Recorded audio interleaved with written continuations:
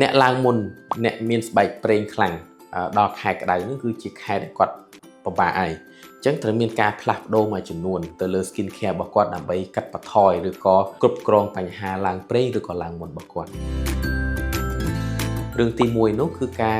សម្អាតមុខលាងមុខឲ្យបានទៀងទាត់ពីព្រោះនៅពេលដែលស្បែករបស់គាត់ឡើងប្រេងខ្លាំងបែបនេះទលីដីកាកសំណល់ឬក៏កាកសំណល់ជាតិប្រេងហ្នឹងគឺវាអាចងាយនឹងកកកុញនៅគល់រោមរបស់គាត់ដែលធ្វើឲ្យគាត់អាចងាយឡើងមុនរឿងទី2ដែលគាត់ត្រូវធ្វើនោះគឺ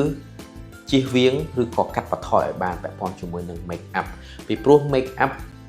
ធម្មតានៅពេលដែលស្បែកប្រេងហើយនឹងខ្លាញ់បែបនេះគឺធ្វើឲ្យ make up ហ្នឹងវានឹងកើតទៅជាដូចផុកអញ្ចឹងណាគឺវាងាយនឹងជ្រាបចូលទៅក្នុងគល់រោមរបស់យើងបានជ្រៅអញ្ចឹងវាធ្វើឲ្យស្ទះគល់រោមហ្នឹងកាន់តែខ្លាំងងាយឡើងមុនខ្លាំងបំផុតទី3បើសិនជាដឹងថាយើងថ្ងៃនេះយើងត្រូវថ្ងៃខ្លាំង